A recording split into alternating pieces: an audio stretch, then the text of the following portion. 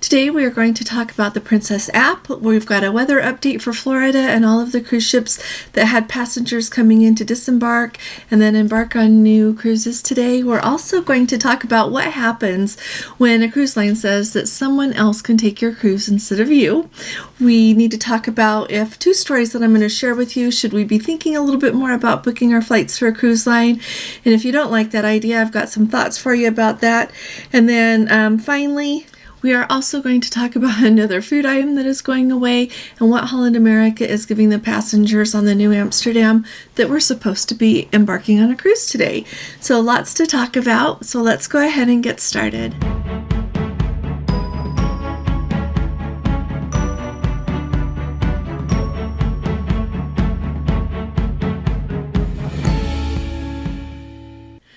Hi there, this is Allison with Let's Go Travel Tips. Today is Saturday. It is December 16th of 2023. And if you haven't subscribed to our channel, will you please go ahead and hit that subscribe button?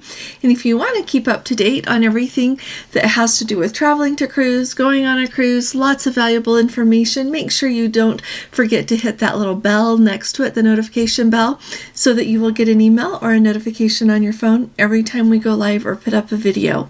Also, if you wouldn't mind giving us a thumbs up, that would really help us. And I lately have been telling you good things that will happen to you, and if you will give me a thumbs up on this video today, your holiday season will go more smoothly than you anticipate. So how's that? So I really appreciate your support. You are all wonderful. Thank you very much. Now let's go ahead and start at the top talking about the Princess app. We have been hearing lots of rumors. Initially, Princess said that it was going to come out December 1st. Then when they did the latest update of the current app that they have, remember they're supposed to be getting an entirely new app. They said that the brand new app was going to be introduced early December. Well, with it being December 16th, it is no longer early December, so things are clearly running behind. And I know that we've had a fun time in our lives, everybody guessing maybe when it was going to come out. A Let's Go family member posted and said that they spoke with Princess, and Princess yesterday, a Princess rep, told them that the new app is coming on February 1st of 2024. So that puts us back 2 months from where we initially thought it would be. Do I know if that's right? I don't know if that's right or not. I have heard that here and there on some other Facebook groups, just people mentioning things. So I guess we're just going to wait and see when the new Princess app comes out.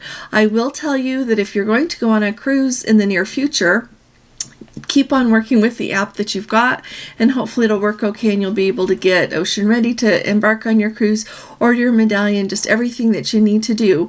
I know we've got our next cruise is not until February 8th, so I'm just going to keep an eye on ours and see how everything goes until about the middle of January. And if mine's still not working, then we'll figure out what we're going to do about it then. Maybe it'll start working. But anyway, let me know if any of you hear anything else. Just wanted to let you know that if you think that you're the only one that isn't able to access Princess's brand new app, you're not. It's not even out yet. Really quickly, yesterday I talked to you quite extensively about the impact that the storm that was brewing in the Bahamas and would impact the cruises heading out of South Florida. Seems like that is truly something that they were worried about that really has not materialized. They still don't have perfect weather there, but so far the ships that I can track down have been able to, people have been able to get into port, disembark, people are embarking on time, and unless the wind picks up unexpectedly, they are going to be able to sail out on time today. So I thought that was really good news. Also, we've got Let's Go family members on the New Amsterdam.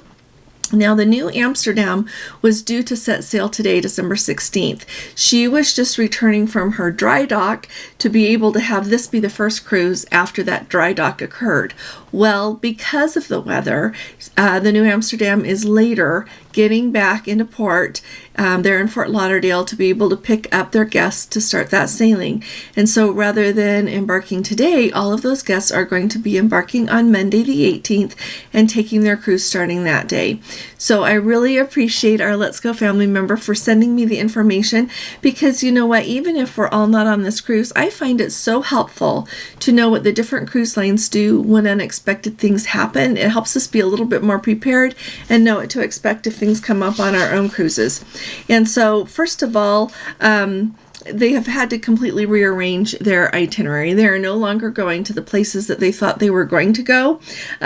Clearly, so it was supposed to be a whole week, so leaving on the 16th and coming back on the 23rd, and now it is just going to be clearly from Monday to Saturday. So they have taken off the ports they were going to visit, and now they are going to go to Half Moon Cay, which is Holland America's private island, and they are going to go to Key West in Florida.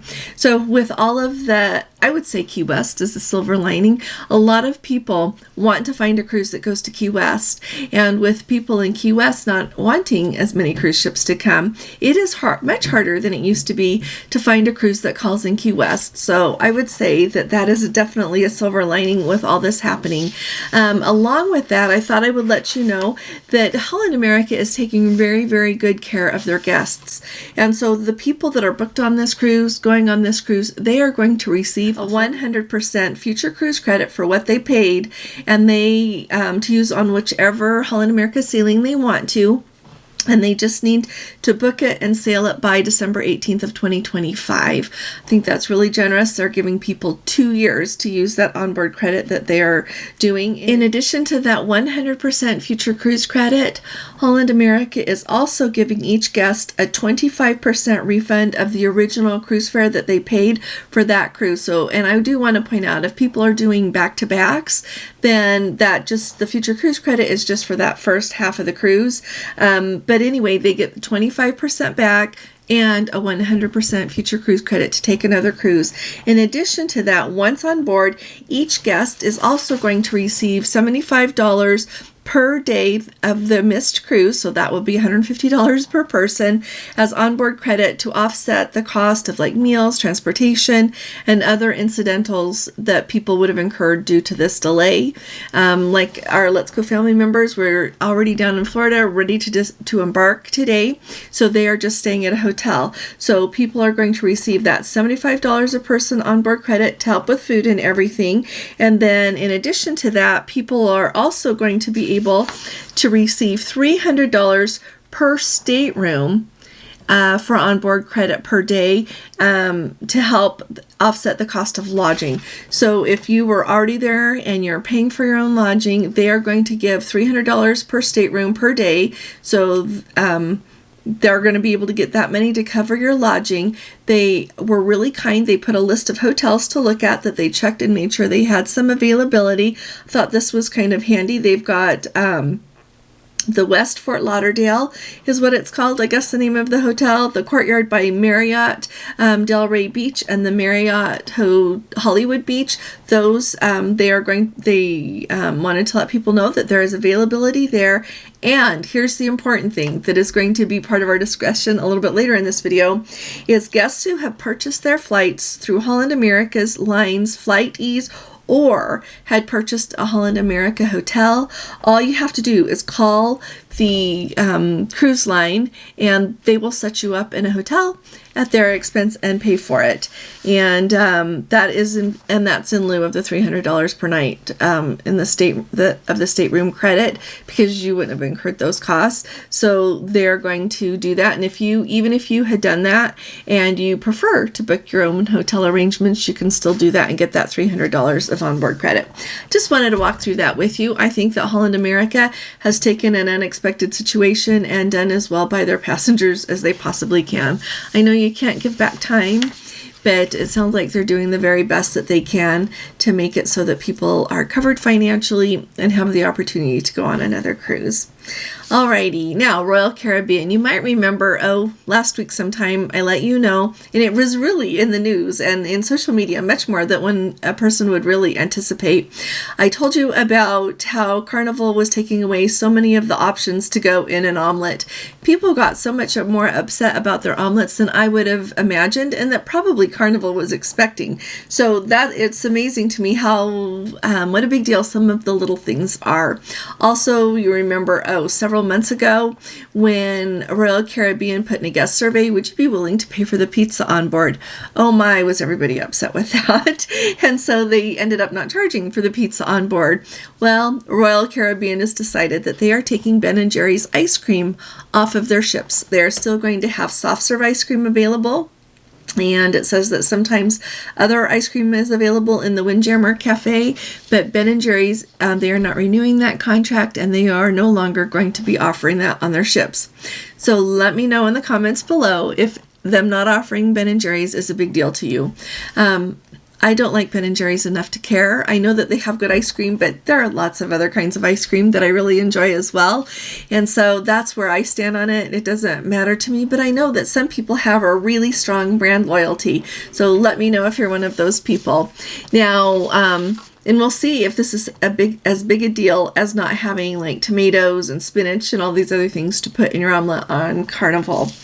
Alrighty, now this is the last story that I've got for you today, and we're going to tie what happened here and all the things you need to think about with that, with booking your flights through the airline. Alrighty, so Royal Caribbean has just recently notified passengers that we're going to be sailing on the Freedom of the Seas on April 26th of 2024. It's just a 3-night voyage, but going to Nassau and the private island Perfect Day at Coco Cay, and that ship has now been chartered for that sailing. That means that someone has taken over and bought the whole ship, and that happens often with corporations or people who are running a very particular themed cruise. That will happen, but here we are. It's not that far away from now until April, and they have announced this charter. So I wanted to let you know some of the things that Royal Caribbean is doing, and clearly they can do this with a sailing at any time. I kind of wish they would do it a little bit further out, but maybe they didn't realize that they were going to need to do that, or someone offered and wanted that charter. Whatever the reason, thought I would let you know that Royal Caribbean is letting people move to another similar sailing, and they do have sailings on, I think it's Freedom of the Seas was canceled, but Liberty of the Seas also has the same options available, same kind of cruise, April 12th and April 19th. So if you can manage to go a little bit sooner instead of April 26th, that'll work out really nice. So you can move over. And if the cruise that you move over to costs more than the one that you paid for, you don't have to pay the extra. And if the cruise that you move over to costs less than the cruise that you pay for, Royal Caribbean is going to refund you the money. Another interesting thing that has really made me think about this, they are also, and I should add, they're also giving onboard credit, like $50 per person for the interiors, ocean view, and balconies, $100 of onboard credit for the suites. And then if you've got your third and fourth guests in the cabin, just out of goodwill, they're going to give them each $25 of onboard credit. Now, the thing that really stuck out to me for this is if you have any non-refundable pre-purchase transportation charges, such as flights, rental car, train tickets, guests can be reimbursed up to $200 for any domestic travel that they were booked to do in association with this cruise that's not going to happen, or $400 for international travel. So when you look at how much it costs to have travel associated with a cruise, even if you look at taking like that Brightline in Florida, it's really interesting how expensive everything is. And so if you were going to use a car service and you were going to use Brightline, or you were going to use the train and all these different ways to get there, I can see that it could easily exceed $200, as well as, or a flight to get there would way be more than $200. And then for our international travelers, $400 is not going to reimburse you for your transportation. But if you had booked with the with Royal Caribbean, they are refunding those charges to you. So if you booked your flights with Royal Caribbean's flight program, you just get those refunded. If you booked your hotel through Royal Caribbean, you get to have that refunded. And so I find it really interesting, both with the charter situation as well as with what happened with Holland America. You are going to probably be sitting in a better place with your travel expenses, your flights and everything, if you booked with the cruise line. But as you know, not everybody wants to book with a cruise line. Sometimes it costs more to book with the cruise line. You don't have the same control over your tickets as you do if you book on your own. Sometimes you want to use your miles to book your tickets. Just all of these different things come into play when you're deciding how you're going to book your flights. So here's what I would say. I don't feel like you have to suddenly think, well, I've got to book with the cruise line now in order to be covered no matter what happens. But I do think that it's really important that as you book your travel, you pay attention to what you're doing and make sure that you've got coverage for it. Now, I don't know that it's, sometimes they're just going to be things that are risky. You know, you book a car service, they cancel something and you have to reschedule it, or heaven forbid you have to pay for it and you're not going to use it. That is a much smaller cost than a whole plane ticket.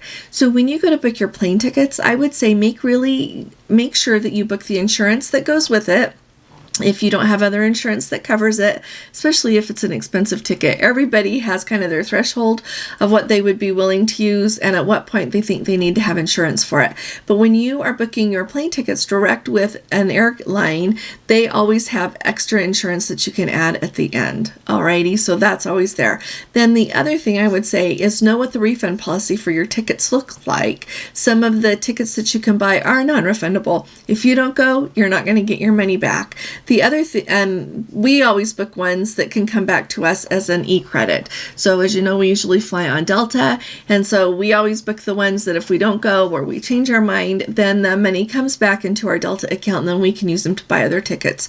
So depending on what airline you like to do, how much you travel, all of these things, make sure that you get something so that you aren't out more money than you're willing to be out. Okay, I hope you find that really helpful. There are lots of ways to insure your trip. You can lots of different ways to insure your trip. Lots of insurance carriers out there.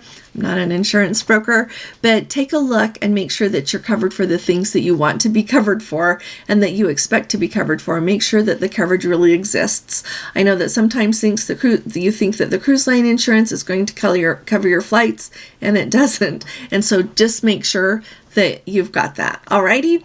If you've got any questions about anything, put it down below. I really look forward to hearing your updates. Those of you who are on board this ship, I am really excited, and have a wonderful cruise this week. If you're going on a cruise, a very happy holidays to everyone. And I will be talking to you all again really soon. You all take really good care. God bless you. Love you. Bye-bye.